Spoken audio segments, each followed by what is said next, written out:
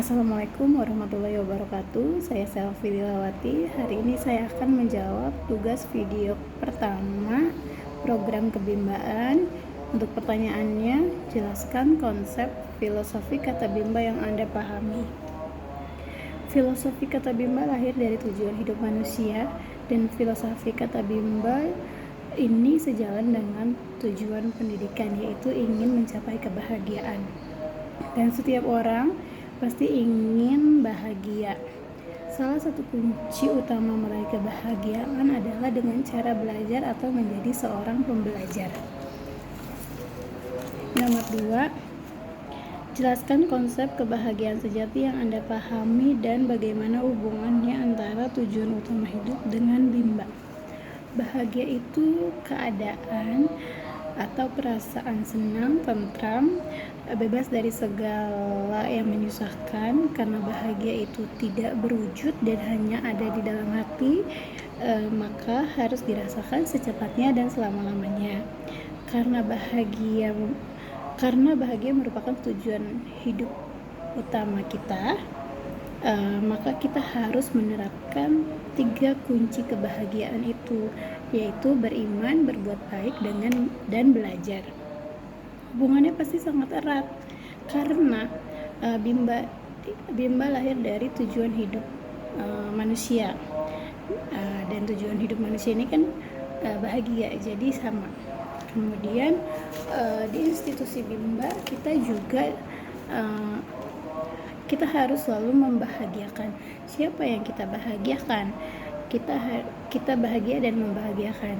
Yang kita bahagiakan itu seluruh komunitas bimba, anak-anak, orang dewasanya. Dan untuk orang dewasa dengan cara kita membimbakan, pertama kita bimbakan diri kita sendiri, kemudian kita bimbakan anak-anak. Kita tumbuhkan karakter, minat baca dan minat belajar anak usia dini sesuai dengan metode bimba, yaitu fun learning, small step system, dan individual system. Yang ketiga, jelaskan konsep beriman, berbuat baik, dan belajar yang Anda pahami. Beriman adalah meyakini adanya Tuhan yang Maha Esa. Dengan kita meyakini adanya Tuhan yang Maha Esa, maka kita percaya bahwa yang terjadi kepada kita itu atas izin Allah, dan dapat selalu mendekatkan diri kepada Allah Subhanahu wa Ta'ala. Berbuat baik, suatu perbuatan atau melakukan segala sesuatu dengan ikhlas, sukarela, tanpa adanya paksaan dan tanpa adanya minta imbalan kepada siapapun yang membutuhkan.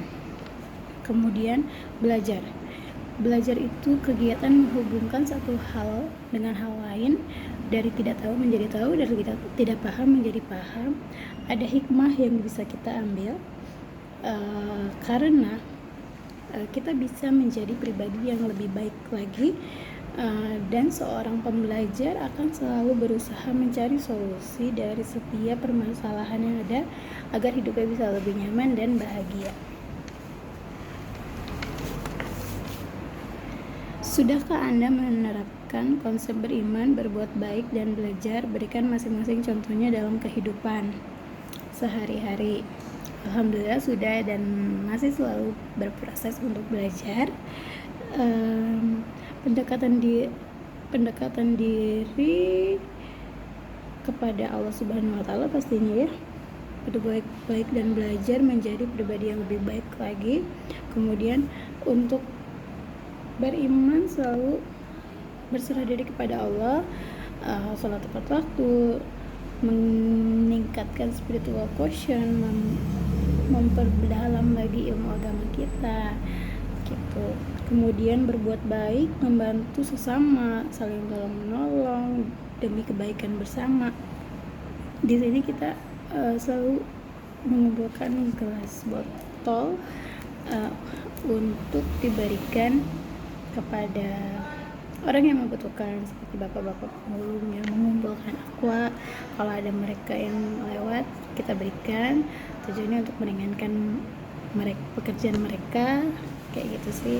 Kemudian belajar, pastinya di Bimba selalu belajar ya, berdiskusi, kemudian parenting, kemudian belajar bersama Bimba, dan selalu mengevaluasi diri, memperbaiki diri lagi, terus mau diingatkan ketika kita salah, belajar memahami karakter anak, belajar disiplin, jujur, tanggung jawab, kerjasama, dan mau selalu bersabar.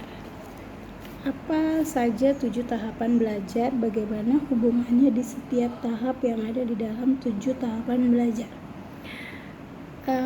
Yang pertama, tahu. Kita hanya sekedar tahu. Kemudian misalnya Bimba awalnya belum tahu, terus baru mendengar, kemudian kita pahami apa itu Bimba, kita pelajari, terus Bimba itu apa, metodenya seperti apa. Kemudian yang ketiga, kita mengaplikasikan. Jika kita sudah tahu, kita paham, kita aplikasikan kepada kehidupan kita sehari-hari. Bagaimana metode Bimba, cara penerapannya seperti apa, kemudian kita terapkan kepada anak-anak, kita bimbing minat baca, minat belajarnya. Kemudian menganalisa apakah sudah sesuai atau belum antara ilmu Bimba dengan yang kita yakini. Kemudian kita sintesa, penggabungan dari yang kita dapatkan dengan apa yang kita yakini dari ilmu Bimba, menggabungkan bagian-bagian dari itu menjadi satu kesatuan, sehingga akan timbul niat untuk berbuat baik untuk orang banyak. Lalu evaluasi, membandingkan nilai-nilai, ide-ide, metode, dan standar Bimba yang semestinya. Jika belum sesuai, maka kita harus belajar lagi, kita perbaiki lagi, dan lebih memahami apa itu Bimba. Kemudian yang terakhir, sosialisasikan. Setelah kita pahami dan kita yakini, maka kita sosialisasikan kepada masyarakat luas, kemudian pada lingkungan terdekat kita, seperti itu. Terus yang keenam, jelaskan konsep paradigma Bimba yang Anda pahami. Paradigma adalah cara pandang sesuatu yang dijadikan landasan berpikir dalam meyakini sesuatu. Sedangkan paradigma Bimba adalah proses membimbing minat belajar anak yang dijadikan landasan berpikir dan konsep dasar dalam mendidik anak. Nah, di landasan berpikir ini membimbing minat belajar atau biasanya di dalam bahasa Bimba itu disebut membimbakan, melahirkan konsep dasar namanya. Itu dasarnya apa? Dasarnya konsep dasarnya membahagiakan semua yang terlibat, baik anak-anak dan orang dewasanya, agar dapat bahagia. Bagaimana? Dibimbing minat baca dan minat belajarnya, dan seorang dewasa menjadi seorang pembelajar yang selalu mau belajar dan prosesnya harus fun learning. Kemudian, sudahkah Anda menerapkan paradigma Bimba dalam kehidupan sehari-hari dan berikan contohnya? Alhamdulillah sudah, dan masih terus dievaluasi lagi, masih terus belajar lagi. Contohnya dengan membimbakan anak saya sendiri di rumah, karena saya punya anak 2 di rumah. Kita bimbakan konsepnya sama kayak di Bimba, bermain sambil belajar. Saya berikan permainan edukatif, saya berikan medianya kertas kosong, dia minta pensil warna, kita berikan kertas kosong untuk mencoret bebas. Kemudian kita kenalkan hurufnya, huruf mulai dari bernyanyi, bercerita, berdongeng, seperti itu sih. Lalu yang terakhir, jelaskan apa saja perbedaan antara membimbakan dengan mengajarkan membaca. Membimbakan berorientasi pada proses, karena ada minat yang ingin kita tumbuhkan. Karena membimbakan adalah membimbing minat baca dan minat belajar anak, maka dimulai dari hal yang paling mudah untuk anak, sehingga anak tidak merasa belajar itu membosankan, malah menyenangkan. Kemudian mengajarkan membaca, berorientasi pada hasil. Maka anak suka atau tidak, senang atau tidak, dia harus bisa membaca. Kemudian tanpa dia harus tahu makna yang dia baca aja, seperti itu sih. Nah, dan di dalam prosesnya pasti ada kurang menyenangkan untuk anak. Jadi anak merasa belajar itu beban, bosan, cepet capek, kayak gitu sih.